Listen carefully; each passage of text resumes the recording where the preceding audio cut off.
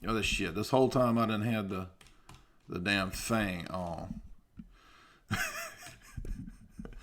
I was singing, y'all. That's all right. I said some things I shouldn't have said. I shouldn't have said it. So it was good that the microphone was muted because y'all didn't hear me singing. But basically, I was saying, sometimes the snow comes down the moon. Sometimes the sun goes round the poop chute. Sometimes the pee-pee's in the poo. Sometimes it's all a big surprise. I see the passion in your eyes.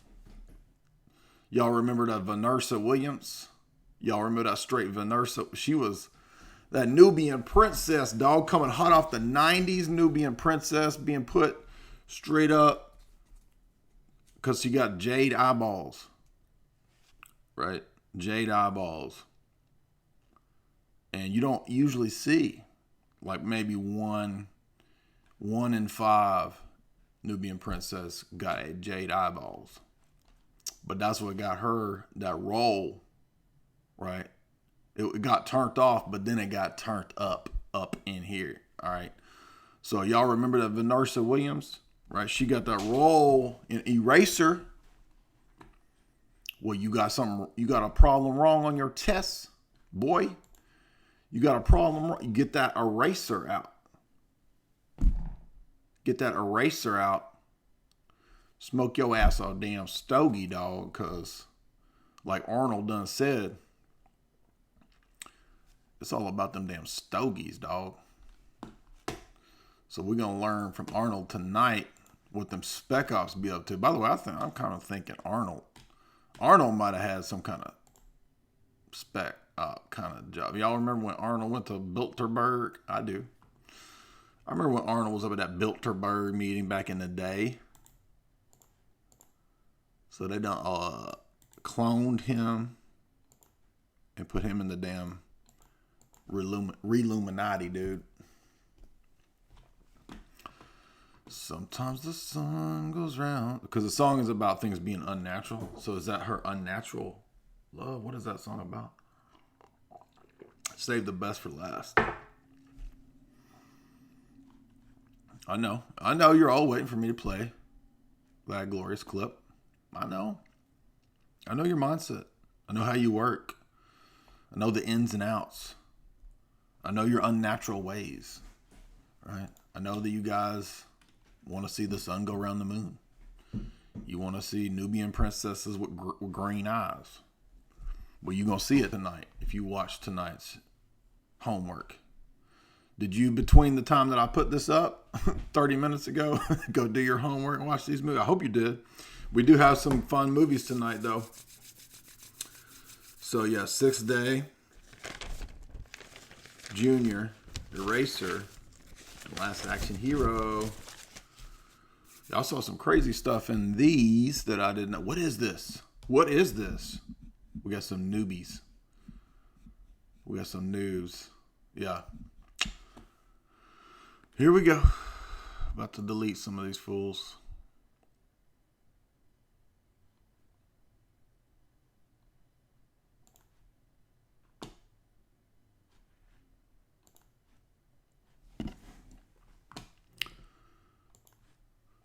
What do we want to do first? I think we'll do 6 days since I just watched it, but there sure is a lot of doubling and cloning and doubles and alters throughout Arnold movies. It's like all the time. And Arnold hasn't done that many. I mean, he's not into, Nicolas Cage realm where he's done, 170 movies or something crazy. Right? A mental breakdown. Dude, we do the same shit every time. We got a bunch of noobs here. So, like, the normal audience is all gone tonight. And we got all these noobs that don't know what's good. Is he having a mental breakdown? Is he having a mental breakdown? Is this person having a mental breakdown? What is happening? No, I'm singing. You've never been here, so you don't even know.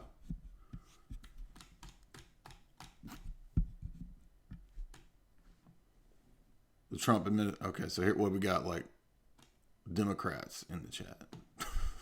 Okay. Yeah, see you later, dude. Good job. Trying to mess up my flow, dude. Ever since can remember, I've been popping my color. Ever since I can remember, I've been in my bang. See what I did there? I censored my own rap, right? You call me Juicy J. I can live time censor. Yep. They're gone. They don't even know what they're doing. They don't even know where they are. They don't know what's going on. They think the sun goes round the moon. And that's just a joke. All you geocentric creeps. Well, shout out to my geocentric creeps. 6th Day is about cloning. I don't believe cloning is what they say. All right, I know. You want it, you'll get it. Okay, fine, you'll get it. Don't worry. You're going to get the Stogies clip. Because that's all anybody came to see was the Stogies clip. But actually, what's more interesting than the cloning is all of the instances in this film of the predictive type stuff, right? So it's set around our time. It doesn't exactly say when it is, but it's set around maybe 2030. Because there's still some things that we have that haven't gone away yet. And this movie did get some things wrong, right? So they got a shopping mall with 1,200 stores. I'm sorry, dude, but the shopping mall is dead. This movie wasn't paying attention to Amazon. There ain't no more shopping malls in the year 2030. But before we get to that, it opens with Genesis 1:27 about creation. And so immediately we have the mythology that man is going to become God, right? If man can achieve cloning, then man will have the divine power. He will essentially be God. He will be able to create a creature in his own image, right? God creates man in his image. If man can attain to cloning, right, then we're going to have a problem. We're going to have a little bit of a tit for tat square off with the creator, because man's going to try to become the creator. And this movie cites Dolly, the news. Remember the news about Dolly? Well, I went and read about Dolly and that other damn retard mouse that was growing an ear out of his back. That's a bunch of bull, dude. Go read about it. The mouse wasn't growing an ear out of his back. They put ear underneath his skin and said, "Oh shit, dude, we done grown an ear out of a mouse." Y'all hear that? Squeak, squeak, squeak, squeak. You hear that? That's the squeak of science. That's the squeak of soy. We've done it. We've cloned an ear on a mouse. Well, and they're like, but the cartilage continued to grow underneath the mouse, so technically it was an ear growing out of a mouse. And I think it's the same malarkey, right? Come on, man. It's the same malarkey. Come on, man. With Dolly. Not Dollywood, right? I mean, the growths related to Dollywood are as fake as the growths related to Dolly. I don't buy Dolly. I don't believe it. And you say, how can you not be a science lover, you damned fundamentalist freak? And I say, have you looked at how often science has been caught in fraudery?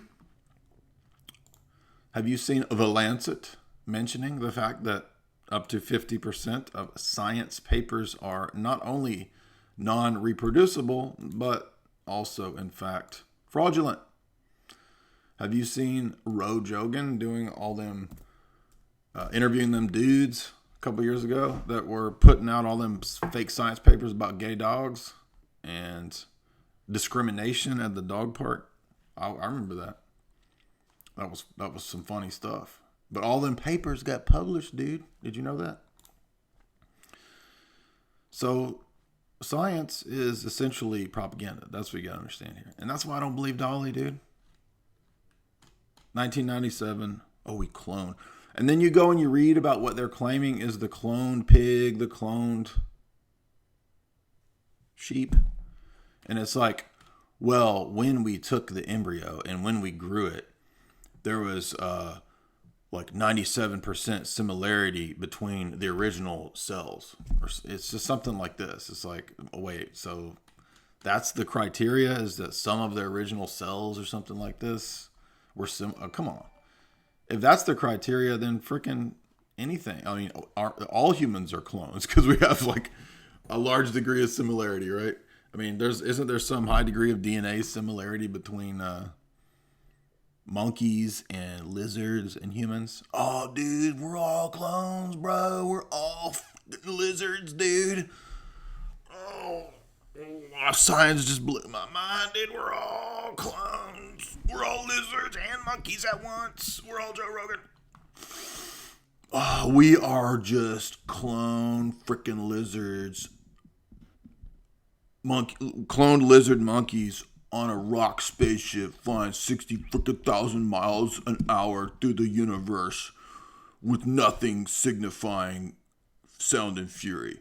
Dude, mind blown! Right? That's what we're supposed to think is this grand explanatory narrative. Welcome, everybody. You're listening to the Mental Breakdown Hour with your boy, Lil Madness, right? I got a new name.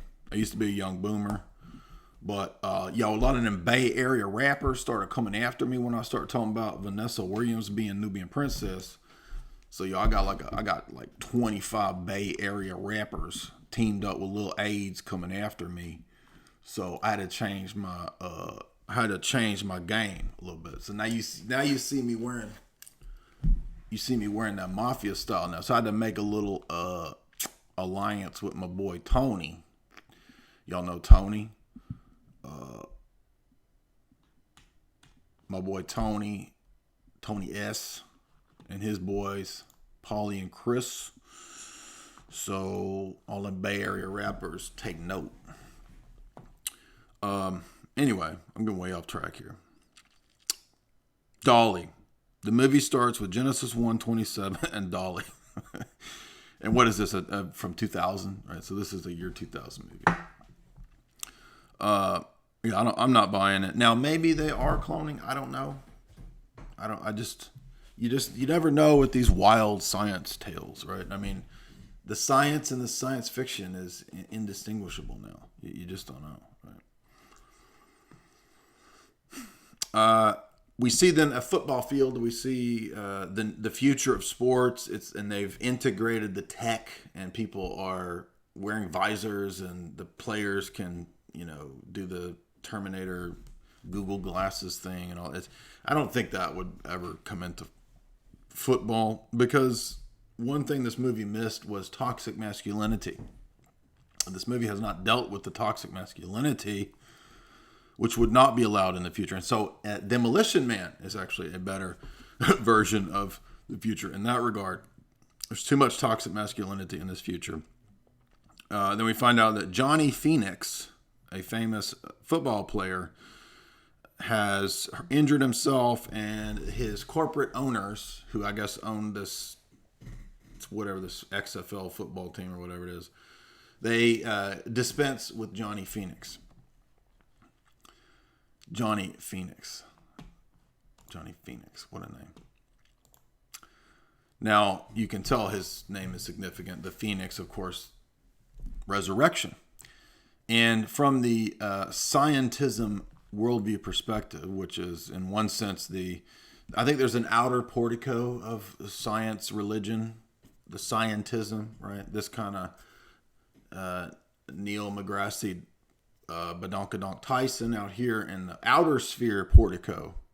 They worship scientism, right? The dude bros, they look over to Bro Jogan. And then there's an inner core, an inner party that are the sort of Luciferian elite, right? I've been saying this for a long time. That's what I think is really going on with scientism religion. And you can see in this movie that there's like this outer sphere of the whole cloning stuff where people think, oh, we're going to clone our freaking pets, dude. We're going to clone Spot. We're going to clone Snakey the snake and Squirrely the dog when he dies. And it's going to be so rad because we can clone him. And oh, by the way, you can get a sim girlfriend and you can get a sim doll. And that doll was creepy. I think the creepiest thing in this movie is that doll. Remember that doll? Everybody remembers the doll. The best of all the Arnold lines before I move to the doll or to the sim stuff is when he hops in the car, the self-driving car. What's up with self-driving cars in every Arnold movie, right? I mean, Total Recall, Sixth Day.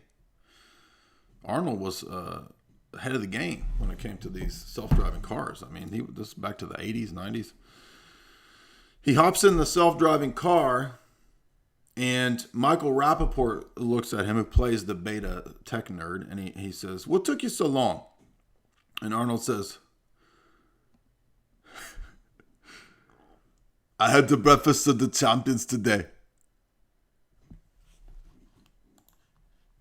I had the breakfast of the champions today.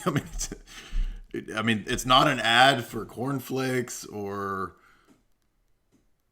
Post Toasties or whatever the Special K, whatever that cereal is. I mean, it's just a bizarre. It's not funny. It doesn't make sense. But there's something about Arnold that he can just say lines, and he probably ad libs all. I mean, maybe he's actually this zany of a character. He can just say these things, and they're funny because, and that I don't even know why they're funny. Right? It doesn't really make sense. He just says them.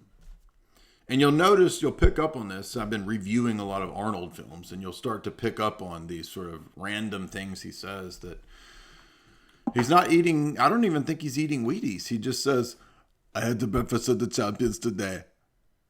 And he does this smile, and if you pay attention, when Arnold smiles, he has a little bit of slow boy in him. I'm serious. He looks a little bit of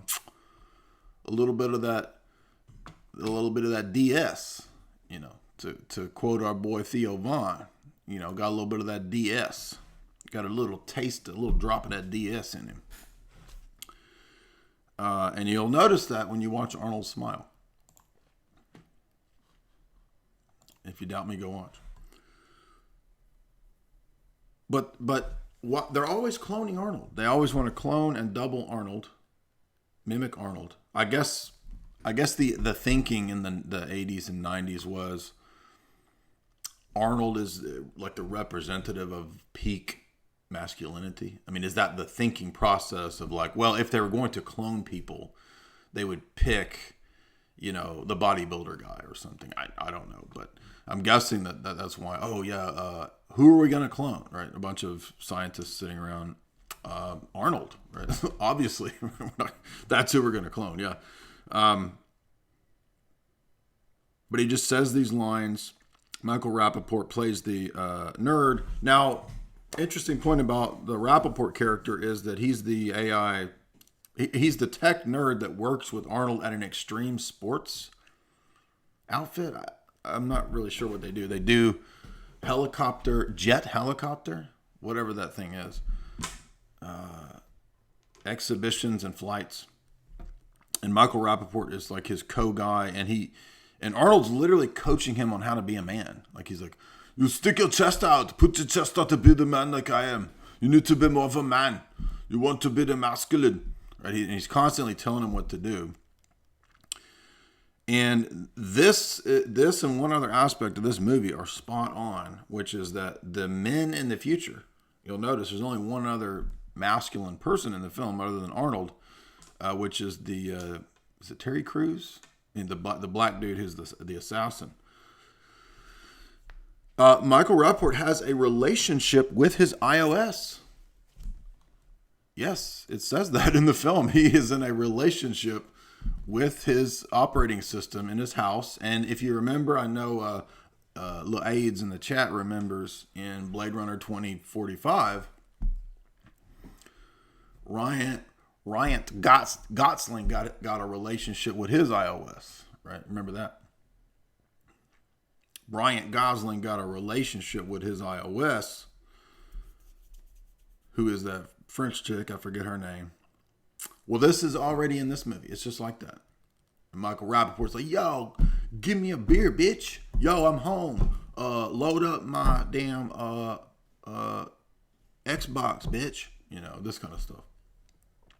And she looks like, I don't know, Ellie McPherson or something. I don't know who it is, but.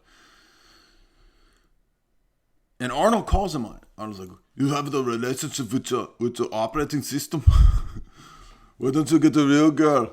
All right. He calls him on it. So Arnold is like the remnant of normal humanity and masculinity in this near future 2030-ish dystopia, right? And everyone around him is giving into it. Right? So this is the interesting element. Ultimately, this movie gets dumb, but these are the interesting elements. And we find out that it's all about simulation, right? This part's good. This is the insightful aspect of the film. And Repet, his daughter sees this ad for Repet, which is the cloning of the pets. And Arnold's talking to her. My daughter wants to get the pet cloned. Don't you think this is weird? Don't you think this is unnatural? It's really unnatural. And he even says, don't you just want to smoke a stogie, right? He says this in the movie. So, if you want to get an idea of Arnold's ad-libbing. Arnold, ad-lib for us. Because after dinner, everyone ought to have a cigar. So, I tried it. Well, the rest is history. I'm still smoking stogies. I love it. And he introduced me to something really good. And I know now the next question. Knowing you, the interviewer that you are, deep all the time, digging it deep all the time, very unnatural, peeping the poo-poo. Let me ask you something. When my wife's father has introduced me to stogies, what is she gonna say? She's not gonna say my father made a mistake because her father never makes a mistake. So therefore, it is okay. So therefore, it is okay. I can smoke stogies around her. I can smoke stogies in my house. Because her father introduced me to stogies. Because I'm a stud. I'm bossy. I don't take no shit. You don't take no shit from anyone. I smoke my stogie anywhere I want. Anywhere I want. Find a hideout place like you. Except that now, Arnold is a fucking vegan. Did you know that he's a fucking vegan? Did you know? I don't have to eat no animal products from you. Oh, now I'm cooked now. Hey, Primal. When your daddy and your mom tell you to eat the meat, what you do? Do you run to your bedroom? Do you run to your bedroom and hide underneath the bedroom? Do you hide underneath the bedroom in your boom apartment? And your apartment made a mud hut? Did the boomers help you make the mud hut? Hey, Primal, are you there? You're supposed to be the one to read the stories about the bears to go shopping.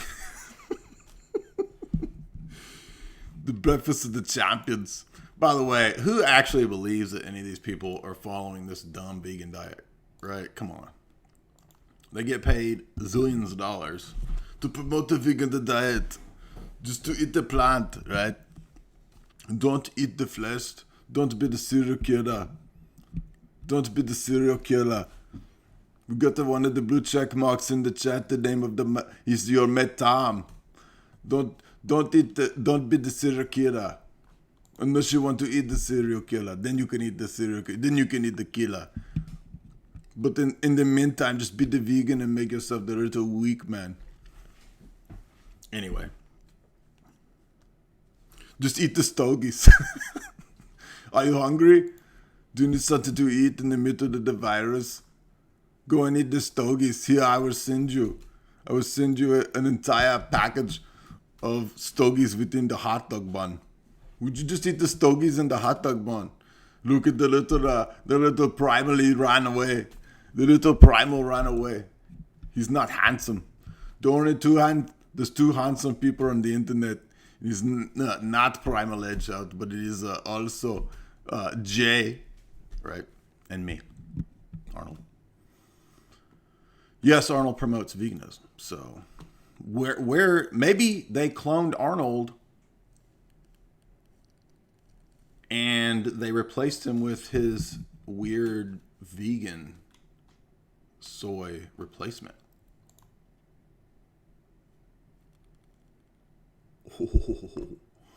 Oh, I just blew your mind right there. So Arnold's been replaced by this weird boomer vegan clone character. And this is what the movie was telling us all along. By the way, you can support the show by super chats, and you will get me, famous e-celeb, reading and responding to your super chat. I'm the other thing this movie got right was purple hair freaks. Everybody who is not part of the assassin, no, actually all the assassins have purple hair. Green hair, except for the black dude. And the rest of society is a bunch of purple hair freaks. And next interesting point. Oh, by the way, did you notice that when Arnold gets out of his Johnny cab, he pays with his biometric thumbprint. So they have a credit score. And they pay with biometrics. Everybody uses FaceTime, Skype in this movie. This is what, 2000, 2001, 2002? And the next interesting line is that the corporate elitist guy, the Drucker guy who wants to institute the cloning, Drucker says, look, yeah, the Repets operation. And he gets asked this question. He says, yes, I own Repets, and it operates at a loss. And we find out that it operates at a loss to condition everybody to the idea of human cloning, right? Because the film started off by saying that human cloning is illegal. So he points out that, oh yeah, but I'm going to get everybody used to the idea by cloning their pets. And so we find out that, in fact, this is a dystopia. The future is biometric. You have to pay for everything with biometrics. There's a gigantic, degenerate freak mall. There won't be malls in 20, 30 years from now. You can order synthetic friends and lovers. Arnold meets Arnold again, which is Last Action Hero. This isn't also in Total Recall some aspect of two Arnolds too. Yes, Arnold's talking to Arnold with the message from Arnold to Arnold. Remember, get your ass to Mars, get your ass to Mars, get your ass to Mars.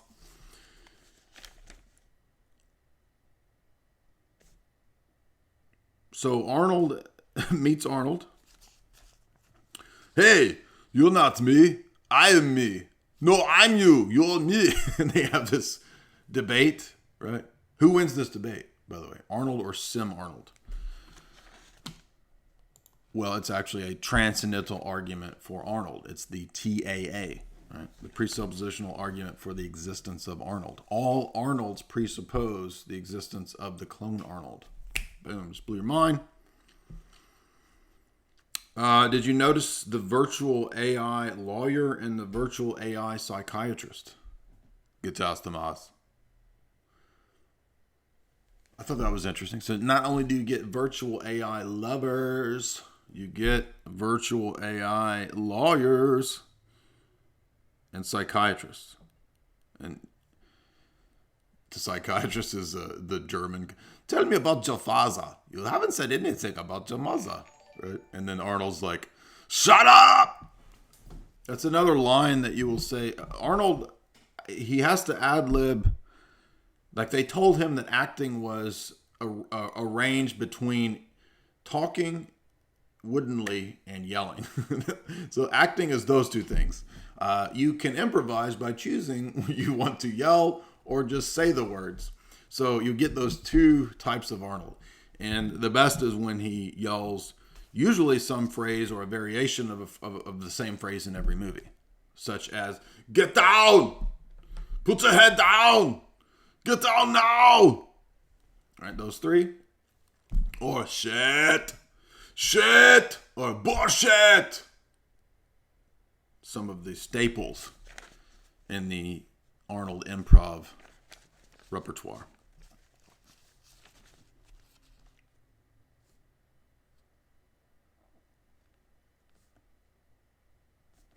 Cloning is said to represent immortality. They have the ability, according to Robert Duvall, to clone within 2 hours. Insta-clone, bitch. Got an instant clone of you. And the way, I'm not exactly sure how this is supposed to logically follow, but when they take a picture of your mind, okay, when you die or you get killed, the clone of you, which is not just the DNA, it's also some kind of like picture DARPA type tech thing where they take a picture of your brain. That also has to be recreated. But that's not you, dummy. Right? This is the fallacy of all this kind of transhumanist stuff, is that the recording of me is not me. Okay? When this processes and tomorrow, all you nerds that are not watching tonight and supporting the stream, when you're watching it tomorrow, you're seeing the replay of this. What you are watching is not me. I'm not me. You're not me. You're not watching me. You're watching the recording of me. So who would even, who could be so dumb as to believe that the recording of you is you? And that's what really doesn't make sense in this movie, is when they wake up in the copy cloner machine, they remember themselves and their past. But you wouldn't be me or you if you were a copy of me or you. It doesn't make sense. But the idea is that when they take the picture of your mind, it also records all of your past, right? This newfangled magic machine they have that Arnold puts his face in. That's, the cover of the movie. But as you can see, herein lies the fallacy of all transhumanist presuppositions, which is that the copy of a thing is identical to the thing. No, sorry. Taking a picture of my mind is not identical to my mind. This is really stupid. So that's really the main points. Let's see if I missed anything. Arnold sees Arnold, as we said. The other Arnold is sleeping with his wife. And so even though this isn't about alters and MK Ultra, there is an MK Ultra element to this where Arnold is once again involved in a doubling, right? There's alternate multiple identity Arnold. You're not me. Who is me? You are me. I am you. We are we. We are all Joe Rogan, right?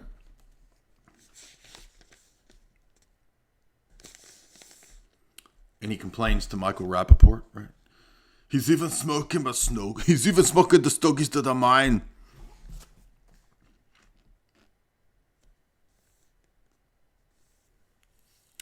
Oh, the other reveal, which is similar to The Island, Michael Bay movie. By the way, did you see the new Michael Bay trailer? Hello? Did anyone ever doubt me on movies predicting the future? If you did, go watch the new Michael Bay trailer and come apologize. You can bring your apologies to me now. I will send you one stogie hot dog. You can eat the stogies not to be vegan. And you can apologize to me now to my face through the screens, even though the screen is not me. But you are not me. I am me and you are you. And we are all together. The elites are cloning themselves. That's the big reveal here, right? So the Junior's coming up. So, shocker. Even though it was outlawed, we find out, the elites have already been cloning themselves. And of course, the bad guy himself is a clone. And the bad guy says, yes, haha, the plan all along was to clone and intentionally put a expiration date inside the clones. You treat the people like the spoiled milk. You're treating the people like the spoiled milk. Come on, Cohagen, give the people the air.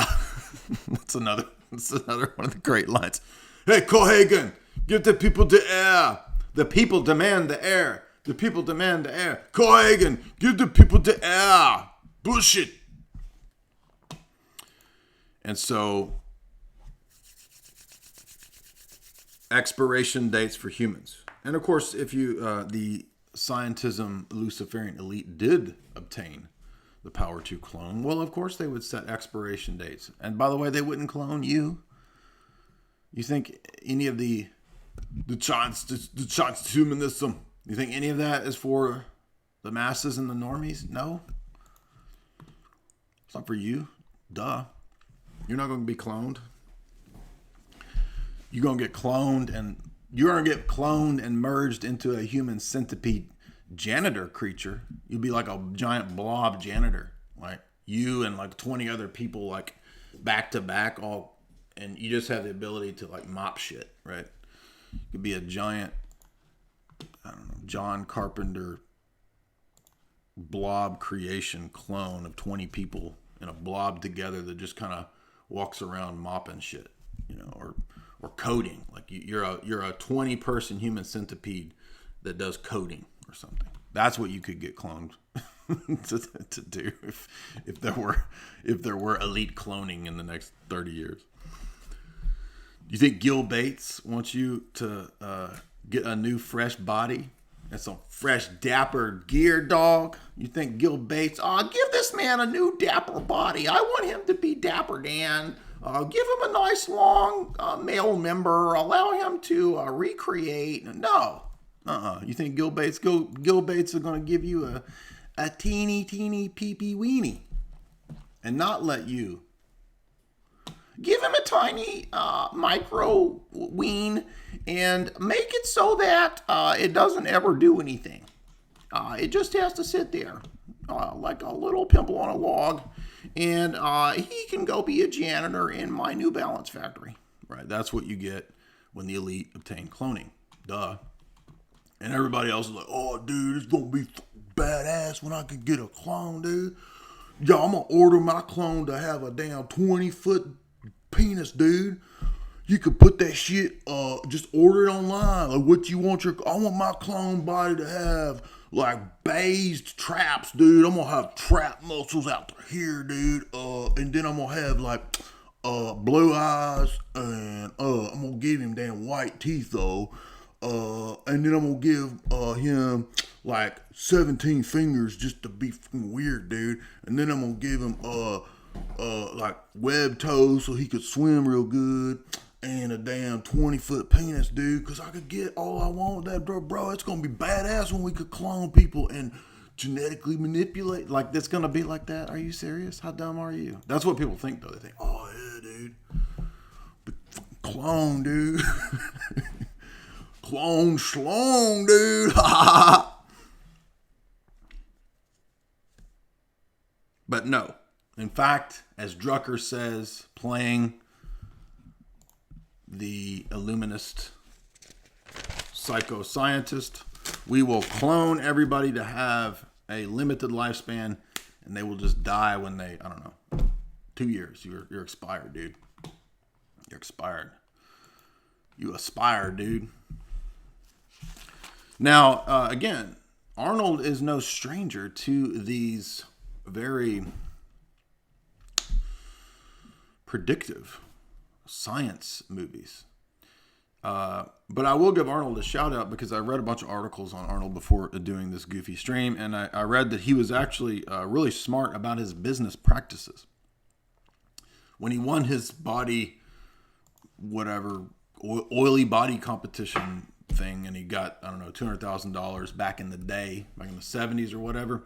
So he moved to LA, and he took all of his oily body award money and he bought apartments. And he lived in an apartment, and then he had like 3 other units, right? So he could go and, fix everybody's stogies and paint the walls or whatever he did.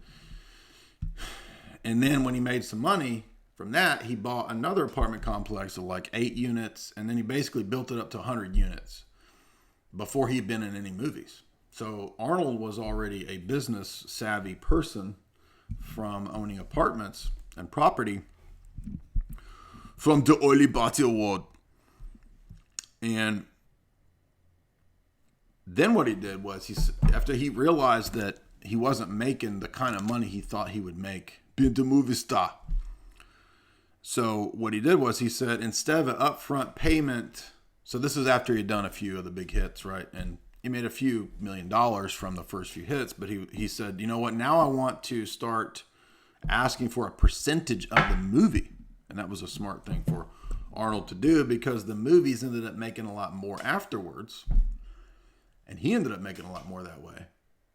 And at the same time, the studios were happy to do that because they didn't have to pay as much up front.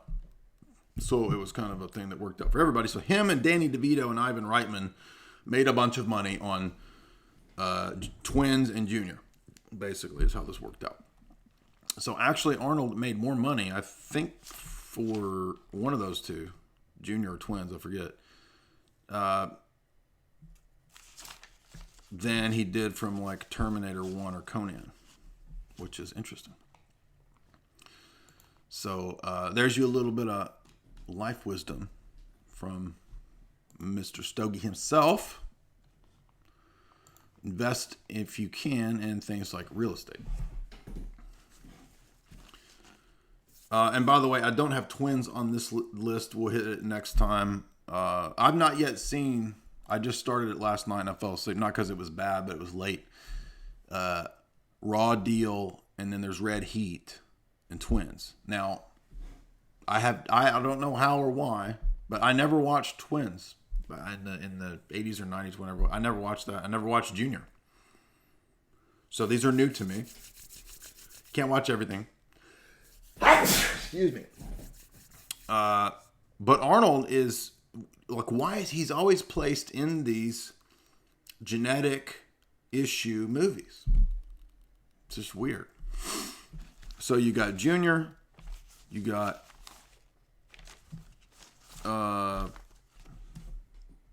6 Day, Total Recall,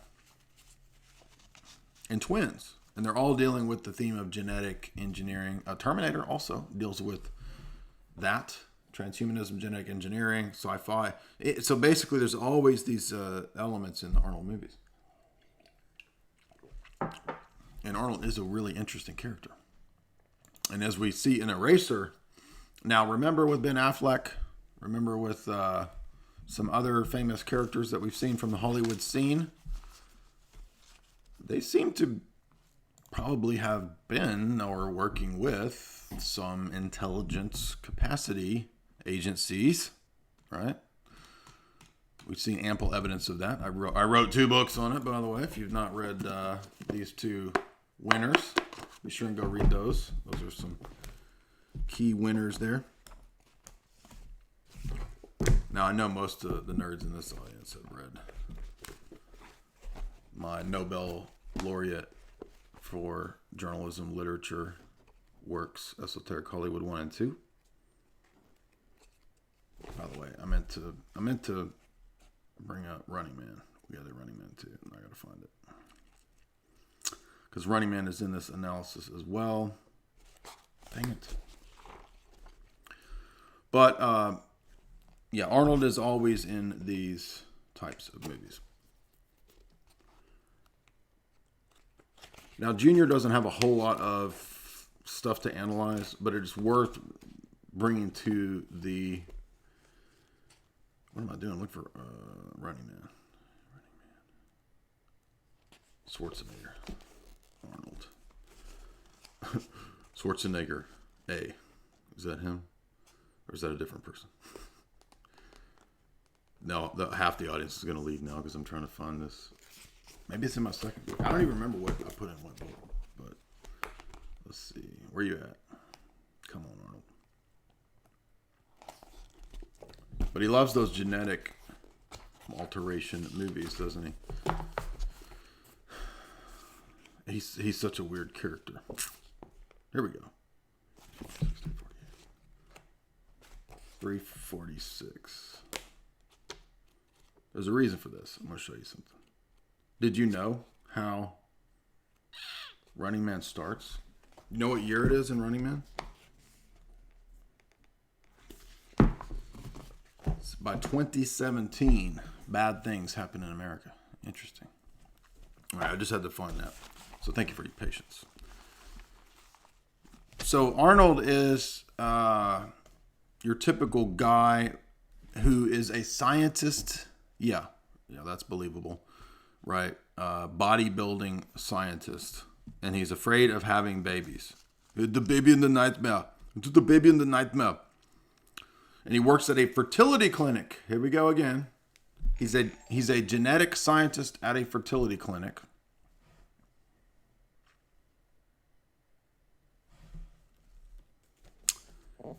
Danny DeVito, his comrade in Twins, is a fellow doctor. And they are doing fertility drug tests on human DNA. And of course, as you can imagine, Emma, what's-her-face, ends up being the unwitting donor to Arnold getting pregnant. Male pregnancy. And this is being done as a secret experiment at a biotech lab at the University of Berkeley in San Francisco. So, that alone is like, whoa, dude. Now remember, this is 90s. So this is 96, 5, 6, 7, somewhere in there. All in this movie. And there's a whole sequence which I can't put into words, where Arnold is at the maternity getaway. And he has to go undercover as a woman. And there's a montage. Which, by the way, Junior is not actually that funny of a movie. It's a weird concept. It doesn't really hold up as funny. There's a couple lines where when Arnold is feeling his estrogen, he has to take estrogen, right, to have the baby. There's a couple lines where Arnold says some funny things. Feel the softness of my skin. Right, that's funny. But the only thing funny about the movie is the unintentionally bad funny sequence at the maternity getaway where Arnold is undercover as a woman. And you have to watch the sequence to understand what I mean. You don't even have to watch the movie. This sequence itself is one of the funniest, bizarre things that you will see. I mean, it's cringe funny. Like, whoa, dude. What the heck? If you're watching this later, I'll try to put the clip. I'm sure it's a clip. It has to be a clip. Just like Jingle All the Way with the Santa Clauses is its own clip. This has to be a clip that everyone remembers from this movie. And again, I'd never seen it. This is new to me. So what do? They're testing Big Pharma on unwitting members of the population. Where have we heard this? Oh, perhaps this movie is talking about the future. Do you know what movie Danny DeVito then went on to produce? Gattaca. What's Gattaca about? Genetics. I mean, Gatacca. That is the letters in the sequence for the genome. Anyway, long story short, it's a breeding program. Maybe Arnold. I'm starting to wonder, like, was Arnold perhaps part of MK Ultra and he didn't know? Or maybe, I don't know. And perhaps he was part of some kind of breeding program. By the way, we have seen that the breeding programs are real. It has come out in regard to certain characters in the news lately, in the last couple years. And so, yeah, you can guess what I'm talking about when this movie talks about. Now, the key sequence, again, was when he's at the maternity getaway. I don't know what it is. Some weird facility in California where they take moms and they make it like, if you're pregnant, here's go stay at this bed and breakfast place. I don't know what this is, but I guess this exists in California. And this woman at the center gives a lecture in the montage. I think it's around the time of the crazy montage I'm talking about. And she says, what we've learned is that there are no naturals. There is no such thing as nature.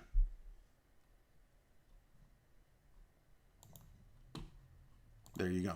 Now, I've been talking about that for a long time, right? That's the philosophy that underlies a lot of this illuminist stuff where we are today. So, I'm going to give Junior... I don't know. I can't recommend Junior, but it's worth watching for some of the things relating to where we are now. It's not that funny of a movie, though. If you want an unintentionally funny movie, go watch Jingle All the Way.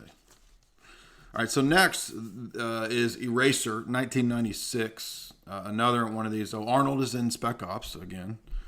This is a special operations unit where Arnold plays a ghost involved in hiding people in WITSEC, or Witness Protection Security.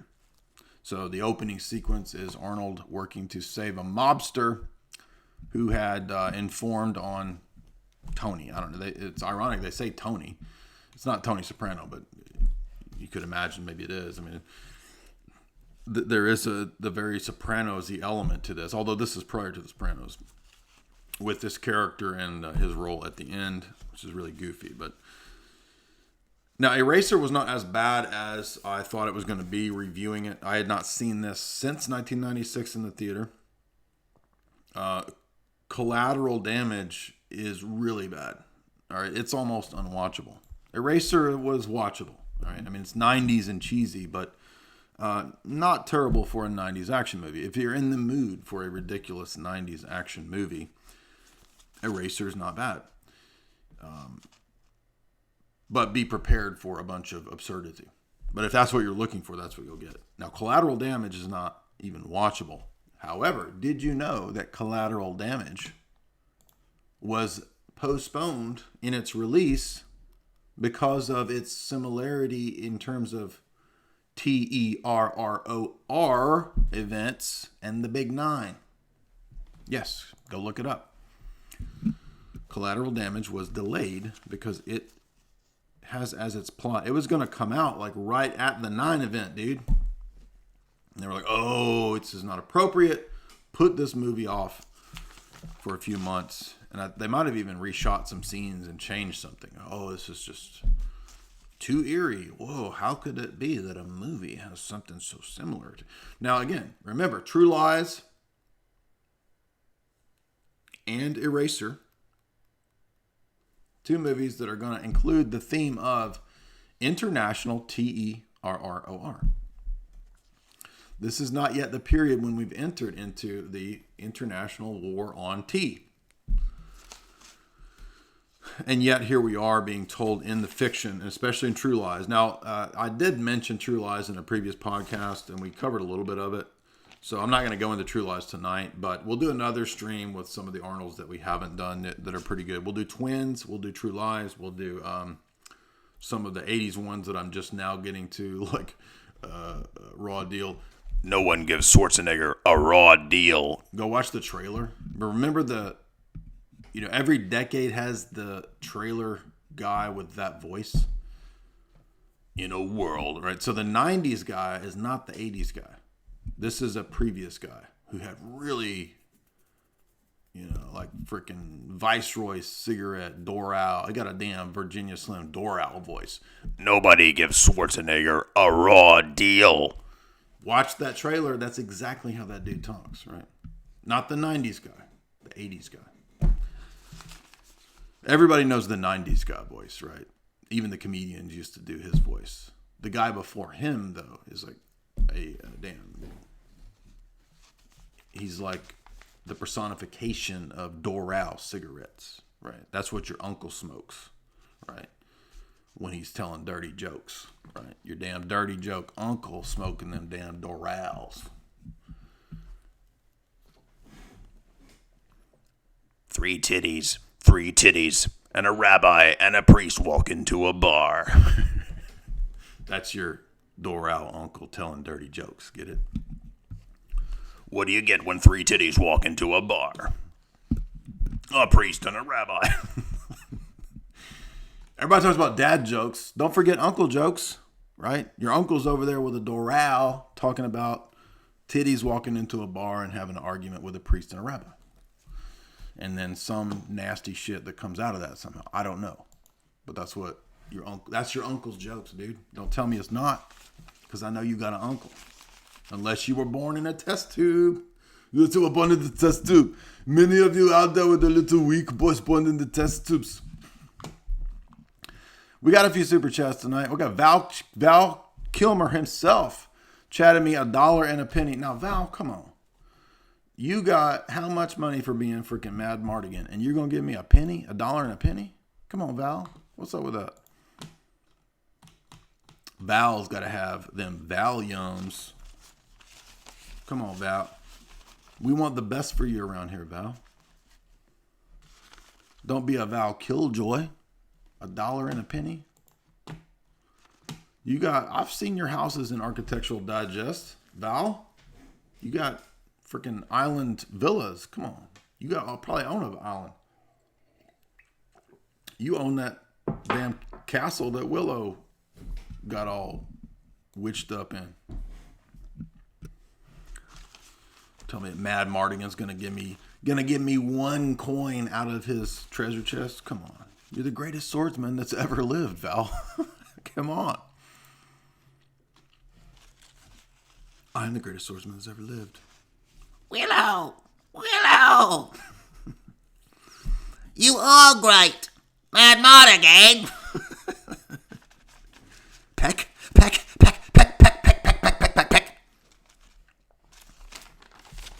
Come on now. Admit it. I do good at impersonations. Come on. Admit it. Can do some. Where we at? Eraser. Sometimes the sun goes round the moon. I didn't even remember that Vanessa Williams had a hit. She had a huge single. Remember that? Awful song they played on the radio nonstop. And you remember that she had some booby photos that she had been in to the Playboy. And her boobies got seen, and they took away her Donald Trump award, right? Do you remember Vanessa Williams won Donald Trump pageant award, and then they took it away because her boobies have been in Playboy.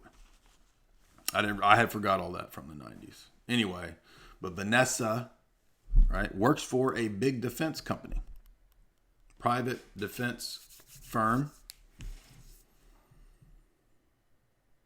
And by the way, I can tell you this, in every 90s movie, you've got 3 things or a combination of 2 that the bad guys do.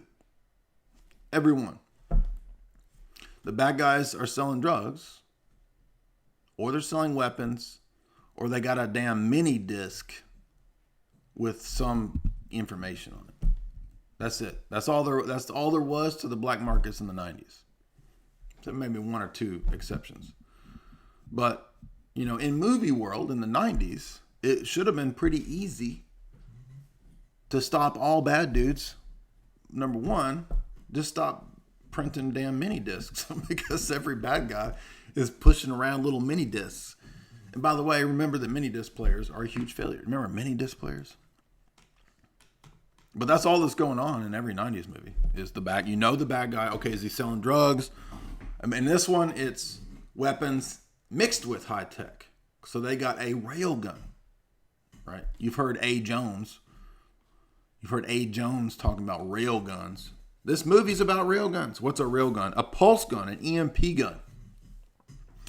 Now, this is real to some degree. I don't know how advanced the Navy's versions of the EMP railgun are. But you can look up on YouTube the railgun, and it's this thing that shoots a thing really fast. So, but this is about electromagnetic pulse guns, maybe. I don't know.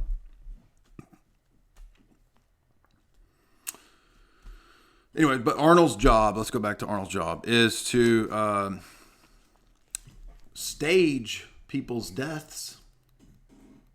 Where have we heard that before? And to put corpses there and move them to witness protection, save them from the bad guys. So he stages shooting death scenes and then moves people to other places. He even mentions it being stagecraft, where he says, this doesn't work without the audience, right? So he wants the cops to come and everybody to, oh, look, it was a big, So this is the witness protection program, and turns out the witness protection company, WITSEC, is a private security protection firm started by an ex-CIA guy, played by James Caan. Now, the ex-CIA guy is connected to the defense firm Cyrez that is building all the crazy weapons, and Vanessa Williams has got wired up to inform on the company.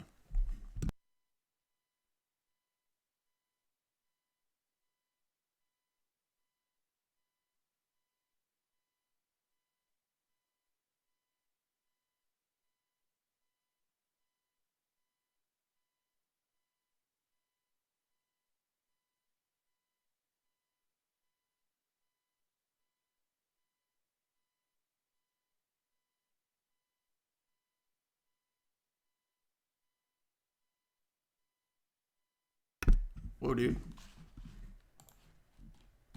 How long has the sound been out? How did I do that?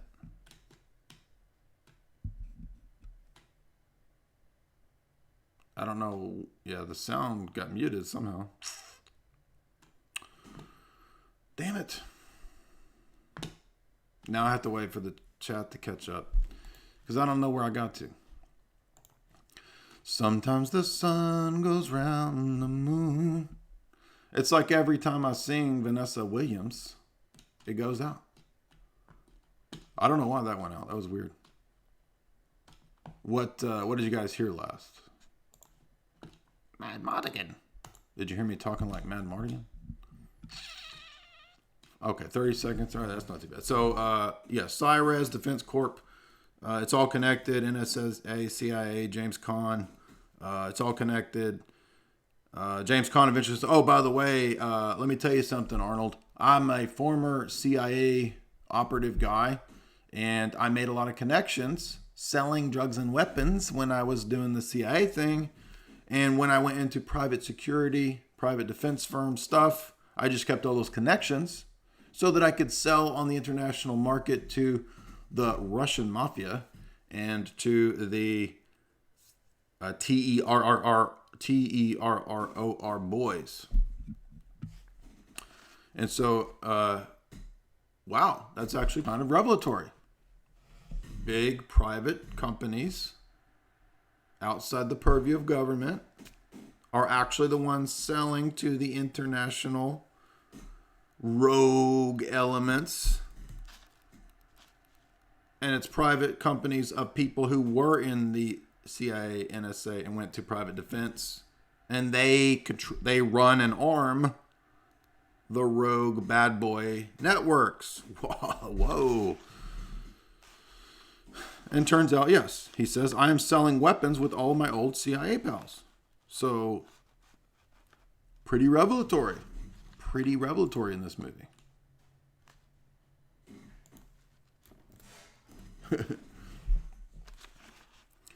By the way, this movie is more serious. Arnold has a couple one-liners, but it's more of a serious action thriller plot. It's not a lot of goofy.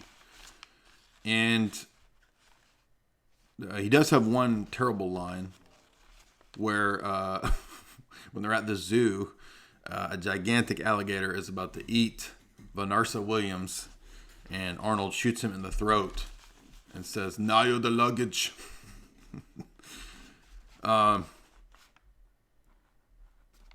So By the way, every 90s movie, as we pointed out in previous streams and shows, has to have the hacker. You got to have a nerdy hacker. There is no nerdy hacker character. Arnold plays the hacker. Right? You got to have a hacking scene. Why in the 90s was everybody so obsessed with hacking? Oh, hacking, dude. I'll fucking hack that motherboard. Don't hack it. Well, put the code in, dude. Put your code in. Get into the damn Department of Defense, dude. Dial it up. What are you doing over there? I'm hacking into the Department of Defense, dude. What's the code? 66669, bro. Getting in that motherboard. What are you going to learn? I'm going to change my grades, dude. I'm going to give my C's a B. I'm going to give myself an A in PE. Hacking, dude. Hack. Can you hack? Do you have a hacking skill? What's your skill set? Hacking? Maybe you'll get hired. Obsessed with hacking. Or rather, the movies wanted us to be obsessed with hacking. Johnny Mnemonic, dude. I'm like Johnny Mnemonic. My mind can hack the internet.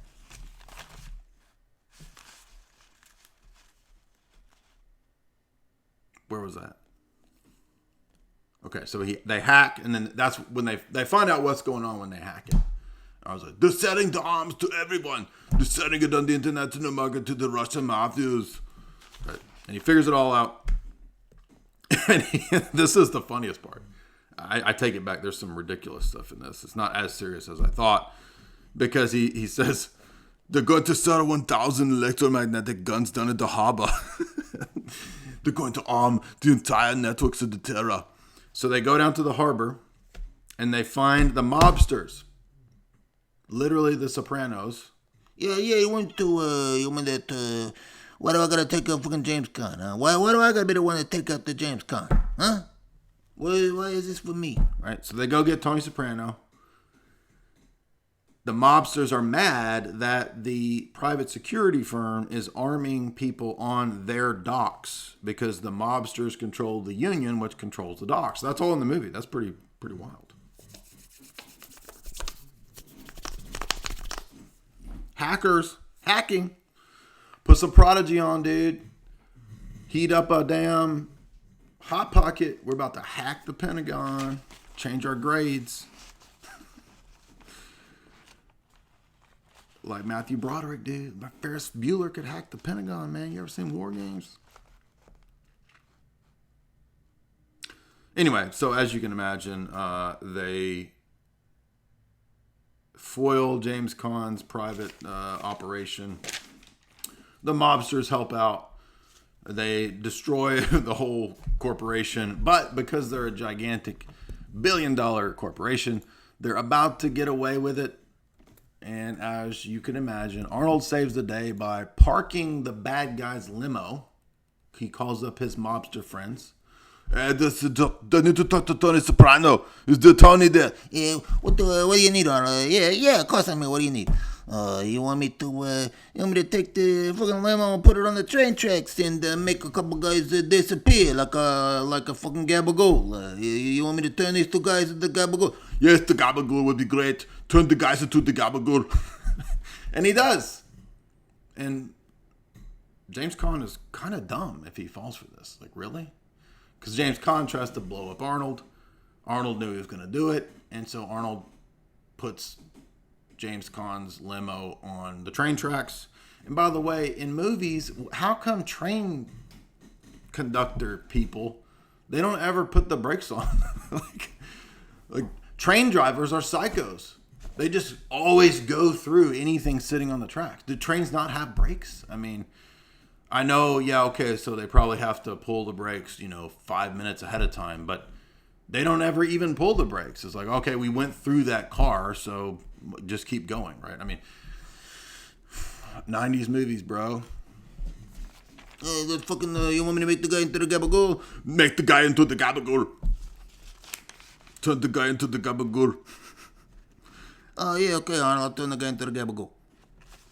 I swear, on my life, T, we turned the guy into the gabagool. Hey, did you turn the guy into the fucking gabagool? Pony, we turned him to Gabagool. Come on, Pony. On my life, T. The guy.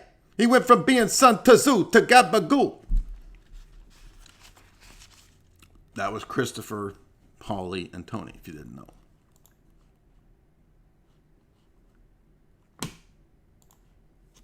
So that's the end of Eraser.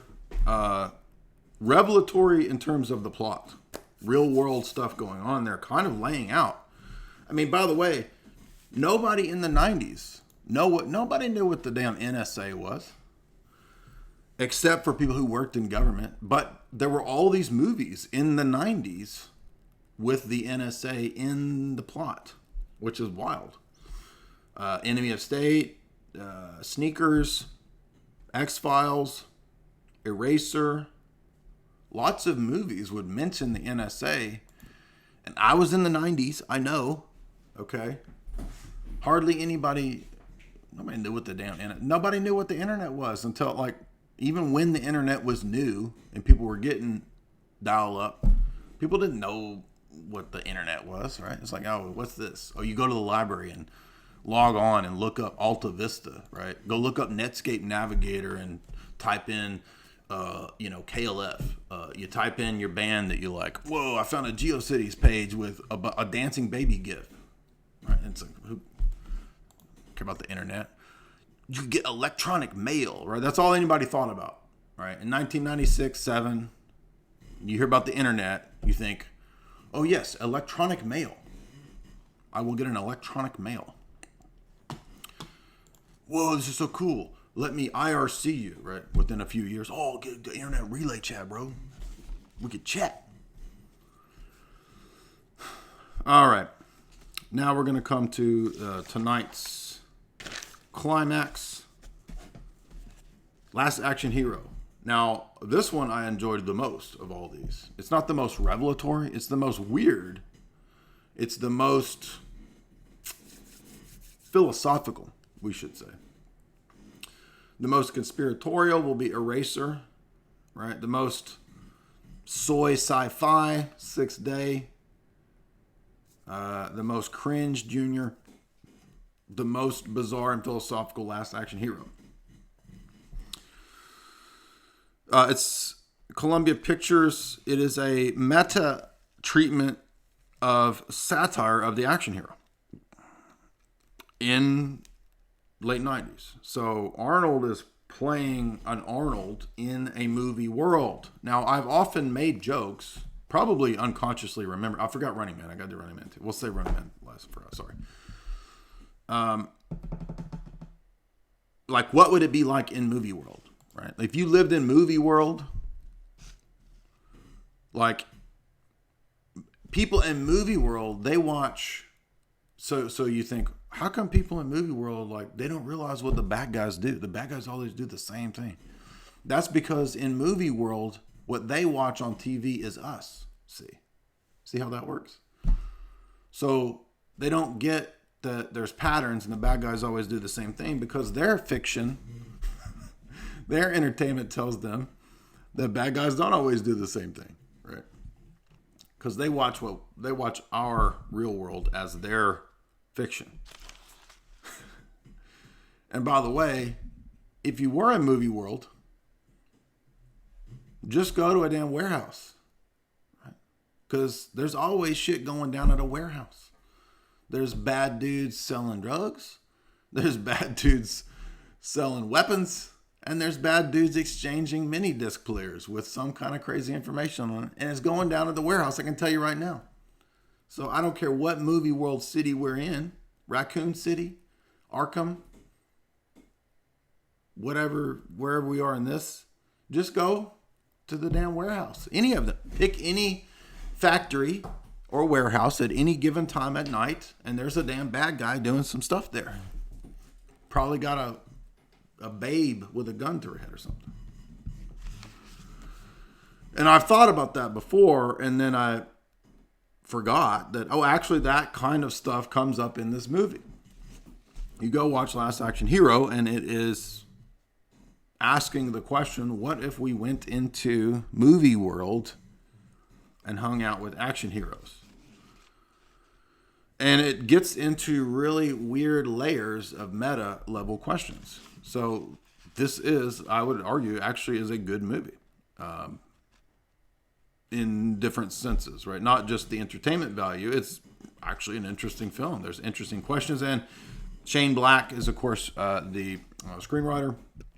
Shane Black, as we know, has done many conspiracy-themed films. And I've covered many of those. Shane Black did the Lethal Weapons with, Mel Gibson's character being in the Phoenix program. He did Long Kiss Goodnight about MK Ultra, right? So Shane Black, he knows what's going on when it comes to a lot of stuff. And by the way, Lethal Weapon 1 is about the CIA and Iran-Contra and Coke. So if you don't know that, go watch that. By the way, you can support the show. Thank you to our mods and our wrench-handed people. The little people with the wrenches in the chat.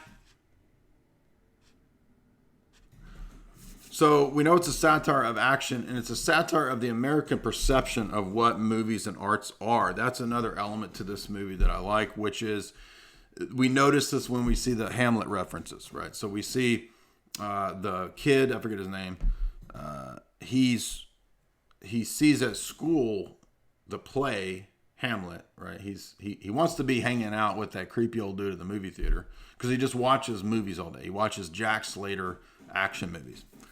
At this old rundown theater, and he has to go to school. He's back in school the next day after watching something, and they're watching Hamlet. So it's like America's version of what theater and plays are versus him watching Hamlet. And in his mind, he starts to imagine Arnold as Jack Slater being Hamlet, and it's like if Hamlet was an action movie. And so this was actually pretty clever. Arnold basically machine guns everyone and says, I don't know, to be or not to be, or some stupid line where he turns it into an Arnold phrase. And his teacher says you could look at Hamlet as the first action hero.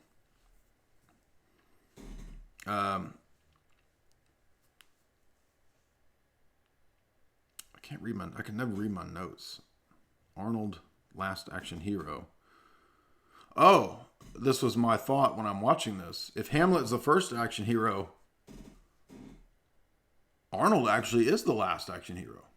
Because Hollywood decided this was toxic masculinity. We're not going to have any more action heroes. Exactly. Arnold literally is and would be the last action hero.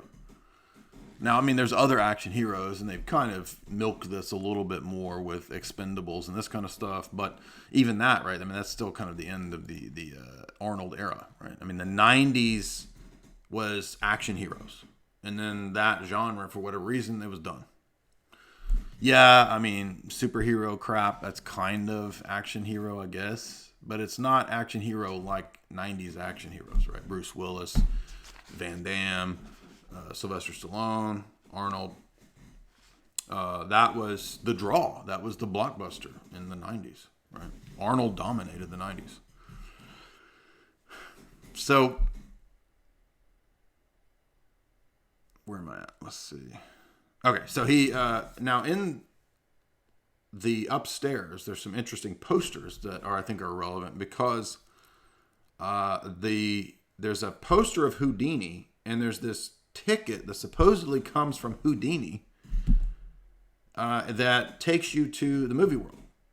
It's a magical ticket, and it transports you to this alternate dimension where you're in movie world. Now, Houdini is relevant here because, as we know from Dave McGowan's work, Houdini was actually a secret intelligence operative. He was not just a stage sleight of hand magician, he was actually a spy. And he worked at least for Scotland Yard and perhaps for other agencies at the time. I don't remember who. It's in Dave's book, Go Read Weird Scenes Inside the Canyon.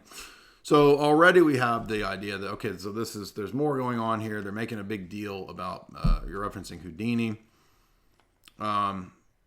They even satirized the angry black police chief, which I thought was funny, right? That was clever to satirize that. Arnold overdoes his one-liners, right? So he's even satirizing his own ridiculous one-liners. There's a lot of odd cameos in the film, too. So when they move into movie world, right, the boy obviously steps into movie world through the magic ticket, through the screen. And we're going to start to see that this is actually talking about how youth are programmed and how they understand reality through fiction and movies. This movie is about what I've talked about. It's what my books are about. Okay. This is the Jay's analysis movie here. But it's about how action movies relate to Jay's analysis type stuff. So when they're walking into the police department in movie world, we see Sharon Stone walking out in her Basic Instinct outfit. We see Robert Patrick walking out, the T-1000 or whatever he is. And the kid like notices this and he sees that stupid cartoon cat. I don't know, is this from, he looks like the cat from Paula Abdul or whatever. Straight up now tell me, is it gonna be you and me? MC Scat Cat. I mean, I don't know who this cat is. But the kid is like, whoa, this is all, like it's all one world and everything is a pattern and an archetype. And in this alternate reality, when they go to the Blockbuster, this part's funny, there's a poster of an Arnold movie, and it's Sylvester Stallone in the Arnold movie.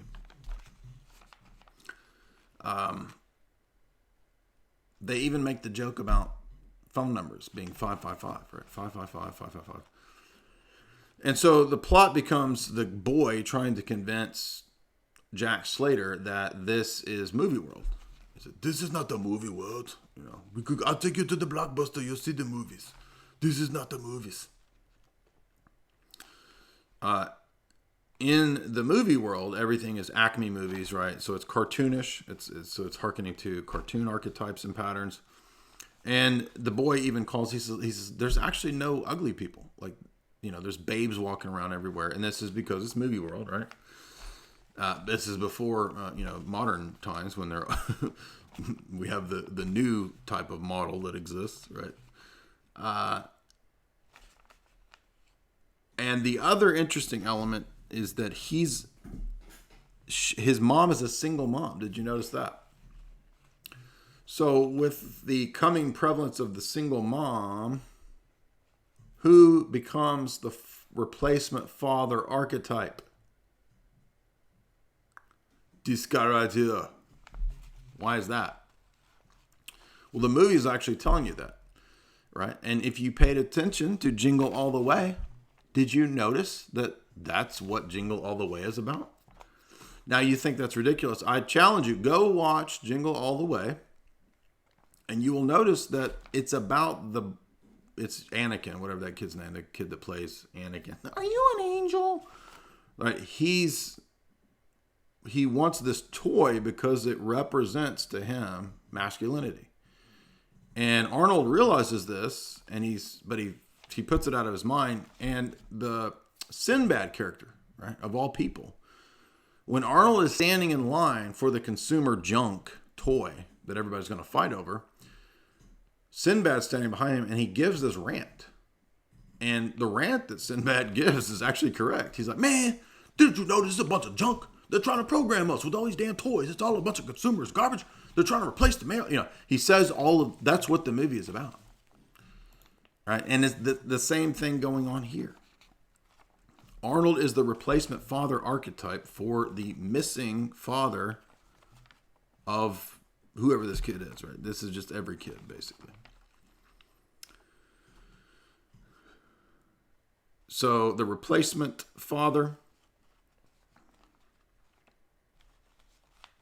And of course, we get our bad guy. Now, this is where it's going to get interesting because it's going to start stepping into Gnosticism, literally.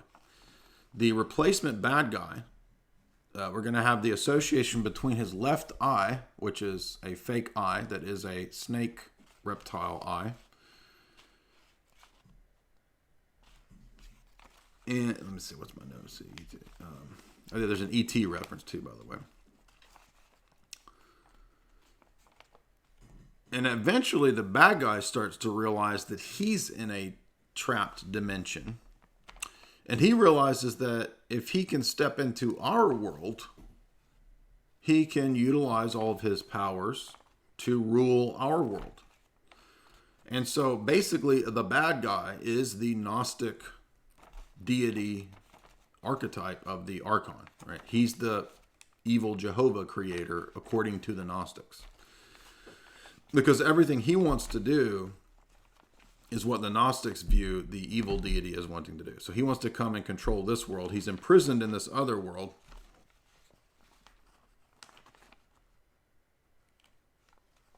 And he realizes that there's a portal if he can get a hold of this ticket, blah, blah, blah, right? There's parallel spiritual worlds, or you could read it as parallel worlds. And he even states things like, vengeance is mine. Right? So the phrases the bad guy uses are literally like divine phrases that you'll read in Scripture, right? Let's see. There's a sequence, too, where we actually see the movies that are on behind the bad guy are indicating what's going on. One of them is called Curse of the Demon.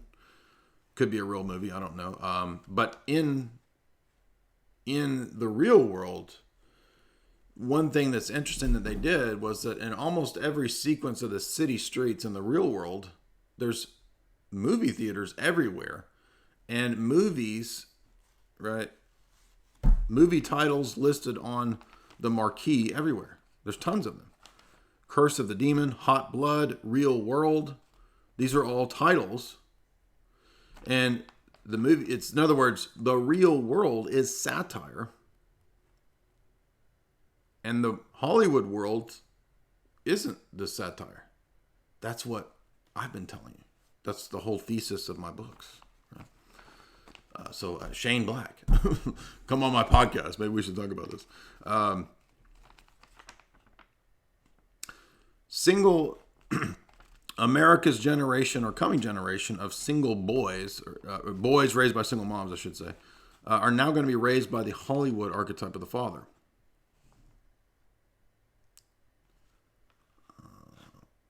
There's references all, by the way, all through the movie. I couldn't even keep up with them. There's constant references to other movies, references to Harrison Ford's Witness, references to Mozart, Night of the Living Dead references, and then at one point, I don't remember which character it is. I think it's the old.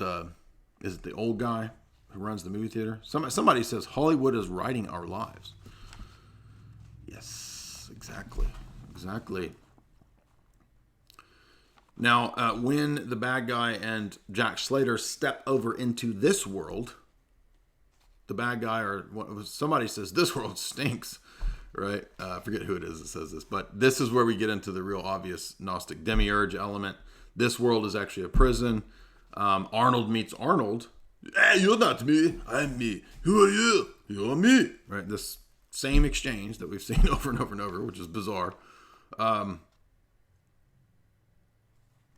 There's even a reference to Planet Hollywood, which Arnold owned with Bruce Willis, and I don't know if that still exists or if it went out of business or what, but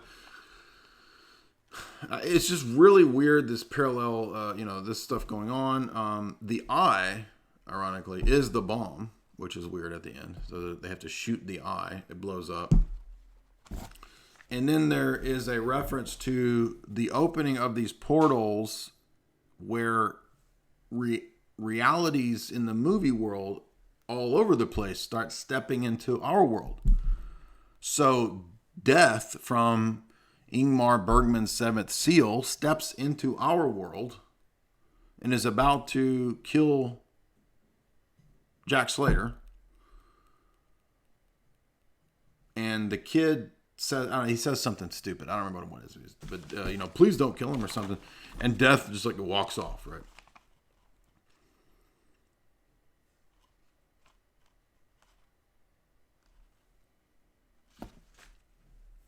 So let's see, Ripper. Who's Ripper?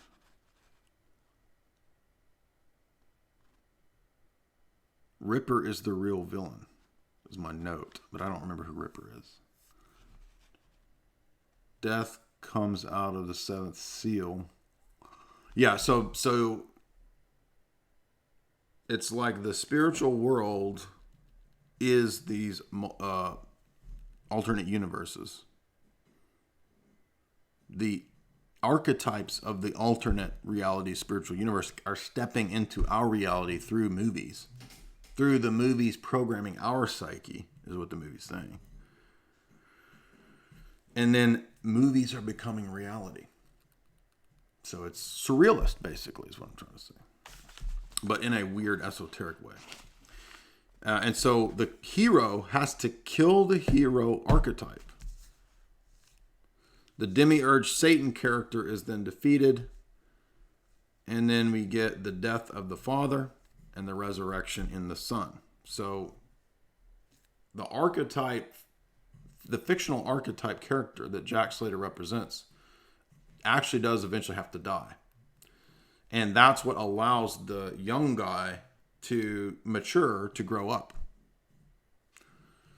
And then, of course, I think there's that alternate sort of esoteric element of Arnold and multiple Arnolds. Like, why are we always seeing multiple Arnolds? Does Arnold have multiples? I don't know. But that's what is going on with Last Action Hero. So it functions as a satire, a meta-analysis, breaks the fourth wall consistently, and it's also a kind of Gnostic liberation message, I would argue. What do you guys think? Did I miss anything on Last Action Hero? I think I'm right on that, because it's almost always... Now you say, wait a minute, there's no MK... No, really. Remember, Shane Black has done multiple screenplays about MK Ultra, explicitly mentioned. Long Kiss Goodnight. So, yes, I'm correct. And by the way, didn't we just see in our last movie stream? Miles Copeland directing or producing ridiculous B sci-fi movies. So, my entire thesis of my books, all vindicated. I'm just learning new facts that vindicate my initial intuitions and impressions and theories. All right, so we're going to close with Running Man. As I said, Running Man is taking place in the now. I mean, in terms of the story, right? The story is telling us that Running Man is 2017. 2017, there's a collapse of society. This one is rife with Arnold's grunts and squeals and yelling and terrible one-liners. The variations on "get down, shit," this kind of stuff, all through the movie. It's a lot of fun. Also, our good friend Jesse Ventura. I'm joking. I've never met Jesse Ventura, but old Jesse shows up in this in a cameo in a sequence where there's an entirely fake news scene created. All fake. And we're also going to be dealing with the themes of mind control. So if you remember Hunger Games, this is basically the 80s version of Hunger Games. Okay, if you've never seen Running Man, definitely go watch it. It is a key piece of 80s prediction. It's as a movie, it's pretty good. It's probably the best of the sci-fi that it's definitely better than 6 Day. It had a good anti-dystopian message. Predicted a lot of where we are now. And originally, this is, I think, a Stephen King story, but it bears no real resemblance to the Stephen King version of the story. So it's a different thing. Again, it's basically 80s Hunger Games with Arnold. And it reads at the beginning, by 2017, the world economy has collapsed. Food, natural resources, and oil are in short supply. A police state has been enacted, divided up into paramilitary zones. These police rule the land with an iron hand. Television is controlled by the state, and a sadistic game show called The Running Man rules all. So everybody's obsessed with this stupid reality show. Wow. It's a reality TV show called The Running Man, where everybody just watches everybody run for their life. It's like where they probably want to take Survivor and these kind of stupid shows, right? Now, a couple of years ago, we mentioned it on a Boiler Room. There was going to be, I don't know if it ever came about, but there was going to be a show literally like this, where it was going to be a global televised show where people literally were on the run to survive.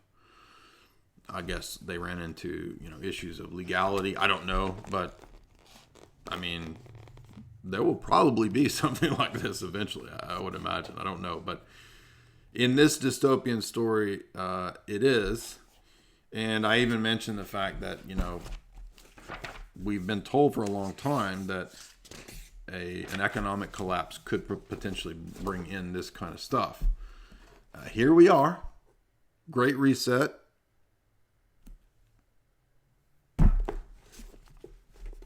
Now, is this to bring in I don't know. Maybe. Is it a preparatory thing for that? Maybe. We'll see. But basically, the U.S. is divided up into FEMA regions. It is controlled by a technocratic elite using gladiatorial spectacle games to make everybody obsessed with this stupid reality show, and nobody has any empathy for anyone else. The other thing that's weird is that this is 1987. I think it's 87. Now, you get back into the 80s, nobody knew about the internet in the 80s. Okay, it was in a few movies. But Arnold gets on the infonet and he orders plane tickets. And he uses a keyboard and a monitor to order his plane tickets on the infonet. It even says infonet. That is pretty wild. In 1987, a reality show. Now, it turns out that the stars of the reality show become kind of like gladiators, and they win the lottery, right? If you get picked, it's winning the lottery, but actually you're just on the run, and you're not going to survive because the game is rigged. That's the other thing we learned, is that the game is rigged, and the corporation that runs this big, media empire that's beaming all this stuff out is not going to let you win. And there's some interesting posters in the background at the studios, if you paid attention. There's one called The Hate Boat, so the Love Boat. There's one called Climbing for Dollars. And there's one called Pain American Style, right? So these are Takeoff on Love Boat, Takeoff on Love American Style. I like Climbing for Dollars. That one's fun, right? Celebrity Zillions. That's what it makes me think of. But I would like to watch the show Climbing for Dollars. Anyway, as you can imagine, Arnold confronts the bad guy after a bunch of running, and he fights a big guy covered in light bright. They all have these sort of gladiatorial characters that people are into, like, he's the opera singer, I think is what he is, because he sings opera before he kills you with a chainsaw. Anyway, Arnold eventually confronts the bad guy, Damon Killian, and he says the dastardly network head explains that everything that he's doing is what the people want. So there's this speech that he gives, and he says, "Why are you mad at me?" He says, "I'm just a good libertarian, giving everybody what they want." But what this movie shows is what every libertarian ought to recognize, which is that it's not just a matter of giving people what they want, because the mega corporations can also engineer people to be base, to be demoralized, and to tell them what they want. Right?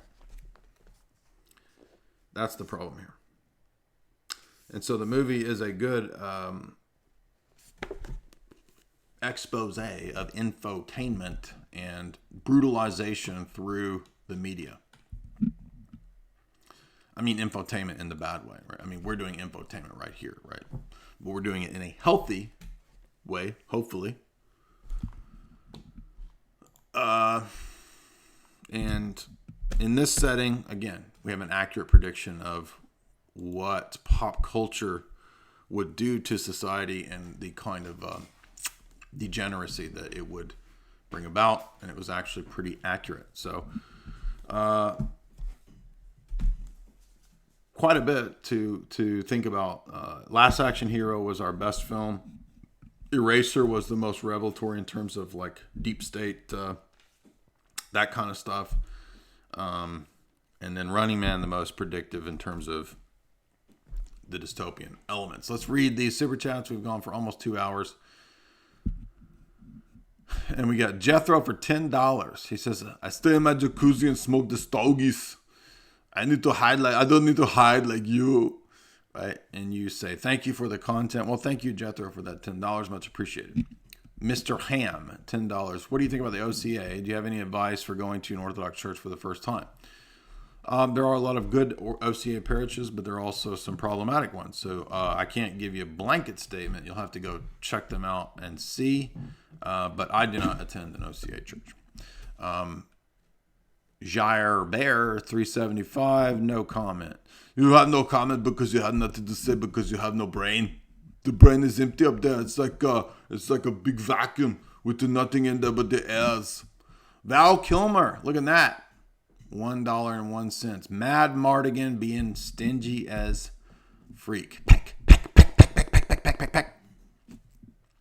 I stole the baby from a stupid daikini while he was taking a pee-pee. That's all I have for you for $1. Autistic Spectrum Warrior, $5. When science can weld Neil Badonkadonk Tyson into Arnold's stomach and Gil Bates on his shoulders, humanity will be liberated from the bonds of superstition. Yes, now we're talking.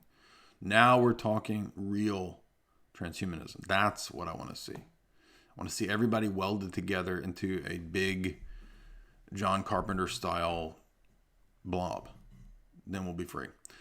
Real Cooter Brown, $5. I just dropped in to send a super chat. Well, that's why we want you to drop in. Thank you so much for supporting the work, Cooter Brown. Looking forward to catching this one on the stream.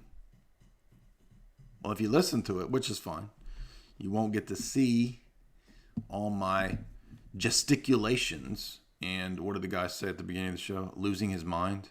Yes. You won't get to see me having a mental breakdown. Pravoslavi at $1.27. Uh-oh, we got another high roller. I found you because of a Russian philosophy linguistics streamer from UCLA.